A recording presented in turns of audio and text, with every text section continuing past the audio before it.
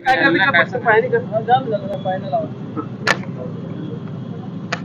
तुम्ही आंदोलनाला भेट दिली आहे, काय सांगाल?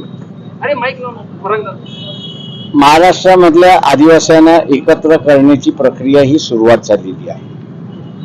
2 बैठका झालेल्या आहेत. तिसरी बैठक लवकरच होणार आहे. 8-10 दिवसांमध्ये बैठक होईल आणि विदर्भापासून ते कोकण आणि अमरावतीपासून ते कोल्हापूर या परिसरातला असणारा जो आदिवासी आहे, हा सगळा आदिवासी एकत्र येऊन आम्ही एकत्र ह्यापुढे राहणार आणि निवडणुका लढवणार असं तो घोषणा करणार आहे. वंचित बहुजन आघाडी बरोबर तो निवडणुका लढवणार आहे. त्याच्यामुळे असणारं जे आदिवासींचं डिवाइड करून जे राजकारण चाललं होतं ते ह्यावेळेस होणार नाही.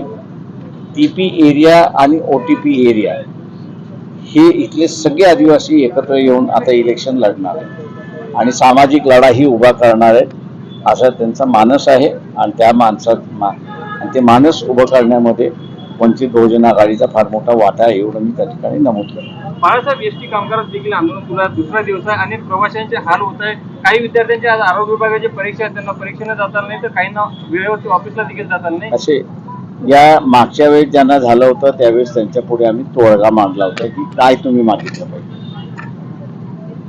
पण एसटी कामगारांना तो तोडगाच मान्य नाही.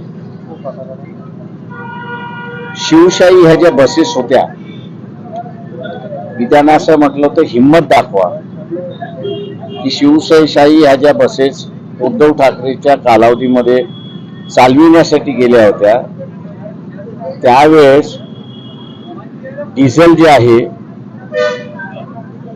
हे 56 रुपये आणि त्याच्या वरती झालं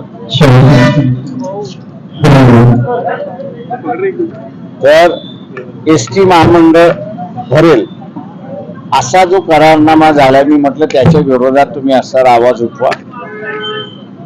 म्हणजे आज ज्या शिवशाही बसेस आहेत डिझेल आहे 90 रुपये, मालक फक्त 56 भरतो, उरलेलं एसटी महामंडळ भरते.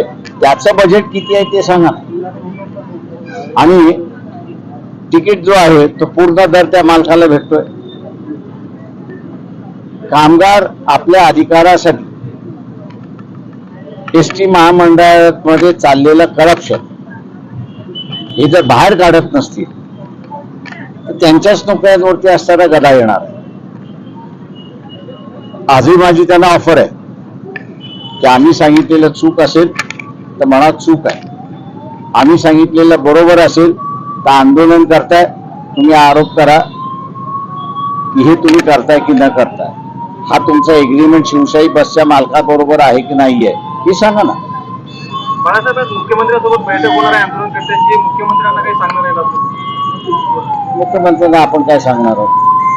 कामगार नेते सांगण्यात सक्षम आहेत ते सांगतील. थँक्यू. चळवळीतील एक बडे नेते आहे ऍडव्होकेट जे वाकरे आहे ते कुठेतरी शरद पवारांसोबत जात आहेत, तुतारी फुटण्याच्या तयारीत आहे. कोण?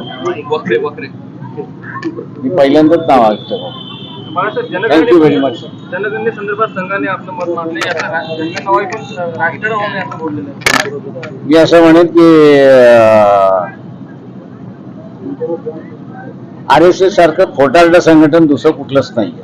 BJP सारखे त्यांनी सुप्रीम कोर्टामध्ये ॲफिडेव्हिट दिलेला आहे की आम्ही जात गणना करू शकत नाही, करणार नाही आणि होणारही नाही असं त्यांनी म्हटलेलं आहे.